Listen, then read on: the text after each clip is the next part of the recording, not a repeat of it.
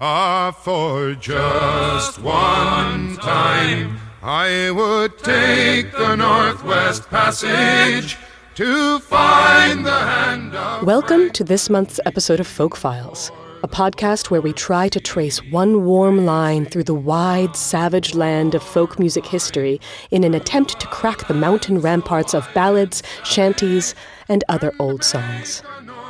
I'm referencing the lyrics of Northwest Passage, which you can hear in the background, performed by its composer, Stan Rogers. The theme for this episode is the life and work of Stan Rogers, and I decided on this theme because over the course of 1 week, I had 3 people in the folk music world tell me that they didn't know who Stan Rogers was. I thought this was a travesty, not just because no life is complete without Stan's rich, unwavering baritone, but because I believe Stan Rogers is one of the best examples of a songwriter who has been able to create contemporary, traditional folk. I know that's basically an oxymoron. Tradition implies that something's been anchored by years of repetition. Contemporary is of the present. But what I mean is that Stan Rogers was able to distill old styles, traditions, and folk spirit into music that was immediately universal and timeless. He wrote true folk classics, and during the course of this episode, I want to explore what exactly it is about his music that makes it so quintessentially folk.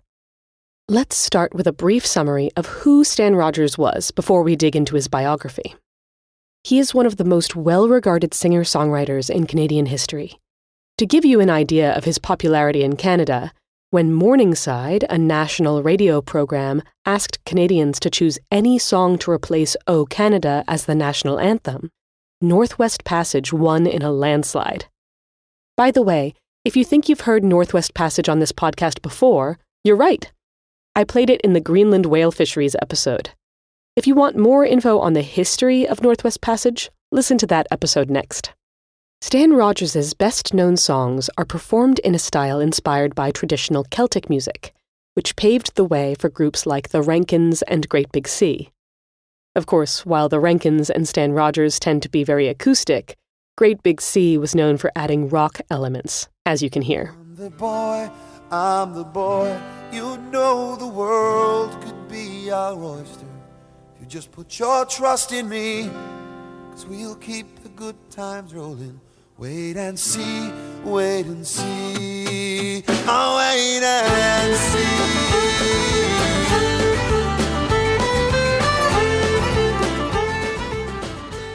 Stan Rogers' songs are very much associated with the Maritimes, the region of Canada comprising Nova Scotia, New Brunswick, and Prince Edward Island. He considered the Maritimes his spiritual home, since it's where both of his parents grew up and where he learned to play music. But he wasn't born there. Stanley Allison Rogers was born in Hamilton, Ontario. However, he spent his summers in Nova Scotia. His earliest memory was sitting at his grandmother's kitchen and listening to 4 of his mother's brothers playing country songs and singing along. When he was 5 years old, his uncle built him his first guitar out of birch plywood. His uncle made it in 1 day as a Christmas present, but Stan Rogers held on to it well into his adult life and whipped it out in at least one televised interview. Rogers taught himself how to play guitar, and when he was 14, he had his very first performance. He played songs by the American country star Jimmie Rodgers at a coffee house. If you are unfamiliar with Jimmie Rodgers, you might recognize this song, which he popularized. I knew it from the version in Oh Brother, Where Art Thou, but here's Jimmie. I had a friend named Ramblin' Bob who used to steal, gamble, and rob. He thought he was the smartest guy in town. But I found out last Monday that Bob got locked up Sunday. They've got him in the jailhouse way downtown. He's in the jailhouse now. He's in the jailhouse now. I told him once or twice to quit playing cards and shooting dice. He's in the jailhouse now. So, a very different style from the Celtic-inspired pieces that Stan Rogers would play later in his life. Or was it? I think you can clearly hear the fact that Rogers played and listened to a lot of country in some of his songs, such as Make and Break Harbor. Once more we tack home with a dry empty hold, saving gas with the breezes so fair. She's a kindly Cape Islander, old but still sound, but so lost in the long liner's shadow. Make and break and make do, but the fish are so few that she won't be replaced should she founder. That slow waltz and moving bass line in the guitar is reminiscent of early American country music. The very first song that Rogers recorded was a single called Here's to You, Santa Claus. He recorded it in 1970 while he was attending Teachers College. He had been signed to the record label RCA Canada, and they were definitely setting him up as some kind of novelty act, as you can hear. Hail to you, Santa Claus, come to me tonight. I've been a thoughtful little boy and I'm tucked in bed so tight. I've always done as I was told, always what is right. Hail to you, Santa Claus, come to me tonight. But Rogers didn't want to perform music like that. So he left RCA Canada, and during the rest of his life, he never made it big with any recording company. He never got significant radio airtime. He gained his reputation by playing the folk and maritime festival circuits and through word of mouth. His agent, Jim Fleming, said that he never saw anything like it. Despite the fact that Stan Rogers had no major distribution, his fan base grew and he became beloved. At one point, he played a concert during a winter storm, and people cross-country skied just to come see him. Stan's mother, Valerie Rogers, talks about how deeply connected Stan's fans felt to him. When Stan and his brother Garnet created their own record label, Fogarty's Cove Music, Valerie was the one who ran it. She said that fans would send Stan their birth announcements and then pictures of their babies. Fans felt like they shared in Stan's success, and apparently, vice versa. So what was it about Stan Rogers' music that caused his fans to feel so intimately linked to him? By combing through the words of his colleagues and loved ones, we can form a hypothesis. Eldon Monroe, a Nova Scotian historian and musician, explains that Stan Rogers wasn't a fisherman, but when he wrote about fishing, he was a fisherman.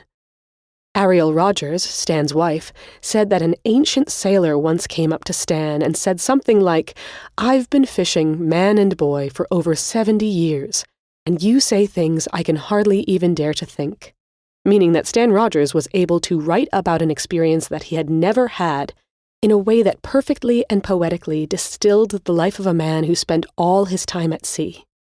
It was the same thing with farmers, lock keepers, and other working people who he wrote about. As Canadian novelist Rick Salutin said, after comparing Rogers to Shakespeare, Stan Rogers heightened the voice of the people. By the way, I mention lock keepers because of Stan Rogers' song titled Lock Keeper, which describes a conversation between a man in charge of a lock on a waterway and a seafaring man moving his boat through the lock. The seafaring man talks about some of his adventures, and then the lock keeper shares that his wife has just given him a son, to which the adventurer says, "A son? Is that all you've done?" It's a sweet song in which the lock keeper ends up saying that he wouldn't trade an hour of his home life for the seafarer's entire life. Ariel Rogers believes that the song is semi-autobiographical and that both men represent pieces of Stan Rogers' life. Stan loved being out on the road, being adored, and having emotional connections to people. But he also longed to be home with Ariel and eventually their children. He based the song on Chapter 9 of Wind in the Willows, in which the water rat converses with a seafaring rat. You can hear a little bit of the song here. Then come with me, you say, to where the Southern Cross rides high upon your shoulder. Come with me, you cry, each day attend this lock, you're one day older, while your blood grows colder. But that that anchor chains a fetter, and with it you are tethered to the foam. And I wouldn't trade your life for 1 hour of home. So, one reason why he wrote such effective folk music is because he understood the voice of the folk. But another reason is because he had a love of history and a passion for teaching history.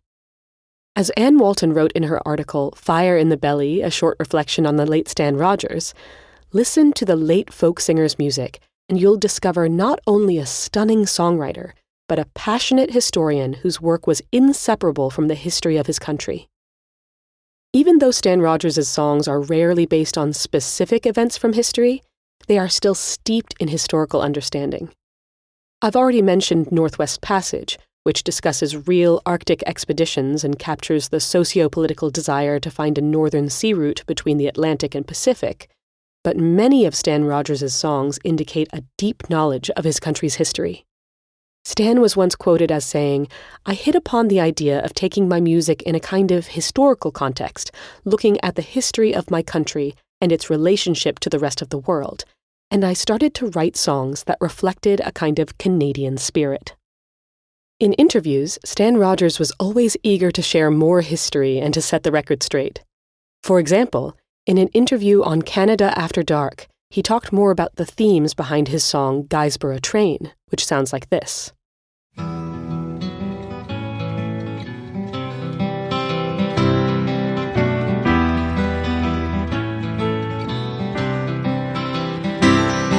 Now there's no train to Guysborough, or so the man says. So it might be a good place to be. So I sit in this station and I count up my change, and I wait for the Guysborough train. Stan Rogers brought up lots of historical stories of times when the Guysborough Railroad, a project which would have revolutionized the lives of people living in Guysborough County, Nova Scotia, was repeatedly started and abandoned. As Anne Walton says, he shared these stories in a way that was passionate without being patronizing. When a guest on the talk show commented that Stan had revived a dying story, Stan kindly corrected them and explained that a book had recently been written on the subject and that it was for sale in local bookstores. When taking part in interviews in the United States, Stan was very prepared to give an abridged history of Canada so that American listeners would have context. So he was passionate not just about the folk surrounding him during his own lifetime, but also cared about the lives of folk who lived before and cared about educating listeners about that history. I think a third reason why Stan Rogers' songs are such folk classics is that he deeply understood the genres and styles that he was writing in. A great example of this is the song Barrett's Privateers. Stan Rogers explained that he was hanging out with members of the band Friends of Fiddler's Green at a folk festival, and they were all singing sea shanties. He said, "They all knew the songs, and they could sing the leads in them. Well, I wanted a shanty that I could sing the lead in instead of just hanging back and singing harmony on the chorus. I wanted to lead one, so I had to write it." I love this reasoning. He didn't want to go find a sea shanty that the Friends of Fiddler's Green didn't know. He wanted his own shanty, and so he wrote one. Hey, antelope shook and pitched on her side. How I wish I was in Sherbrooke now. Barrett was smashed like a bowl of eggs, and the main truck carried off both my legs. God damn them all. I was told we'd cruise the seas for American gold. We'd fire no guns, shed no tears. Now I'm a Broken man on the Halifax Fair, the last of Barrett's privateers. By the way, from what I've read, I'm pretty sure that higher line, with what I can only non-technically describe as yelps, was sung by Stan's brother Garnet. I thought I'd share because I've always loved that voice part. Barrett's Privateers shows that Stan understood how sea shanties work. He wrote it in a mixed meter, meaning that the song jumps between time signatures from 2/4 to 3/4, which is uncommon in popular music, but quite common in sea shanties, where you need the rhythm to match the work being done. It may not perfectly map to a chore on a ship, though I have pushed the capstan round to Barrett's privateers, but it's got the lurching quality of a shanty. The content of the song also demonstrates an understanding of shanties, since the whole thing is essentially about wanting to be home, back in Sherbrooke, a town in Nova Scotia. One of my favorite Stan Rogers songs, which demonstrates similar qualities, is Flowers of Bermuda. Here's a bit of that song. Oh, there be flowers in Bermuda, beauty lies on every hand, and there be laughter, ease, and drink for every man, but there is no joy for me. For when we reach the wretched Nightingale, what an awful sight was plain. The captain drowned, was tangled in the mizzen chain, smiling bravely beneath the sea. He was the captain of the Nightingale, 21 days from pride in cold. He could smell the flowers of Bermuda in the gale when he died on the North Rock shore. He was the captain of the Nightingale, 21 days from pride in cold. He could smell the flowers of Bermuda in the gale when he died on the North Rock shore. You've got another jaunty rhythm that seems to skip a beat, and a classic heroic story of a captain going down with his ship after assuring his crew's safety. Like the captain of the Nightingale, Stan Rogers' life ended too soon in a tragic accident. In 1983, as he was traveling home from the Kerrville Folk Festival in Texas, an electrical fire broke out on the plane, and Stan Rogers was one of the 23 people who were killed. He was 33. It's a sign of his larger-than-life status in the folk world that myths started springing up around his death. For example, people started claiming that he died from smoke inhalation after going back into the plane over and over to rescue people. There's no evidence to support this. And I think it's good to remember that Stan Rogers was just a man, not some grand hero. I've talked about how extraordinary his music is, but he was still a flawed human being. He was extremely sensitive, which resulted in empathy in his music, but also came with a slight temper. He apparently once got angry with his bass player and dropped him off at the side of the road and drove away. He went back for him eventually. Also, despite the fact that Stan was able to write about people's lives that were very different from his own and sing from varying perspectives, there aren't very many women in his songs. And his songs referencing the history of Canada barely touch on the Indigenous people who lived there. Like most men of his demographic living in the 20th century, Stan wasn't conditioned to notice when he was excluding minorities. As Anne Walton writes, "It is not so much the history in his music that holds my attention. If it did, I'd challenge the one warm line in his famous Northwest Passage, the white male heroes and the strong nationalist content." So he wasn't perfect, and I think that that's encouraging for anyone who wants to be an impactful folk artist. You don't need to be a saint. In Stan Rogers' case, you just need to have a strong passion for and understanding of the people around you, history, and the styles you're writing in. A lot of my information for this episode came from the 1988 documentary One Warm Line, The Legacy of Stan Rogers, which is available for free on YouTube for anyone who wants to learn more. At the end of the documentary, we hear from Robert Cusick, a sailor who almost died at sea. He explains that he found himself clinging to a lifeboat in the middle of a storm, ready to give up and let go. But then he started singing the lyrics of Stan Rogers' song, The Mary Ellen Carter, in his head. Rise again, rise again. He says that if it weren't for that song popping into his head when it did, he wouldn't have had the strength to hold on. And that's the power of folk music. I will, of course, end with some of the Mary Ellen Carter, but first, a folk event that is happening very soon. I found out from a member of Exceedingly Good Song Night that this year will mark the first instance of Trad, a queer traditional folk festival happening in Olympia, Washington from June 5th to 7th.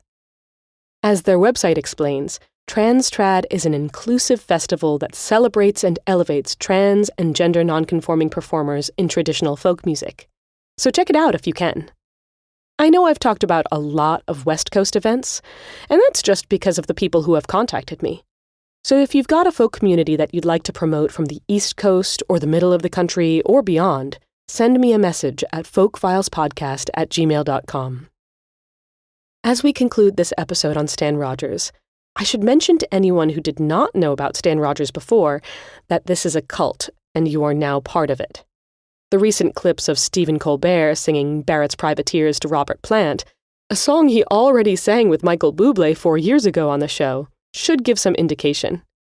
I was once caving in West Virginia and randomly discovered that there's a large subset of cavers who love Stan Rogers. I sang some of his songs with our caving guide at the top of our lungs, and luckily the cave system was strong enough to handle it. If you are in a group of people and you want to know who else is in the cult, just try belting, "Oh, the year was 1778," at the top of your lungs, and just see what happens. Trust me. Thank you so much for listening. And you to whom adversity has dealt the final blow, with smiling bastards lying to you everywhere you go, turn to and put out all your strength of arm and heart and brain, and like the merry Ellen Carter, rise again, rise again, rise again. Though your heart it be broken on life about to end, no matter what you've lost, be it a home, a love, a friend, like the Mary Ellen Carter, rise again, rise again, rise again. Though your heart it be broken or life about to end, no matter what you've lost, be it a home, a love, a friend, like the Mary Ellen Carter, rise again.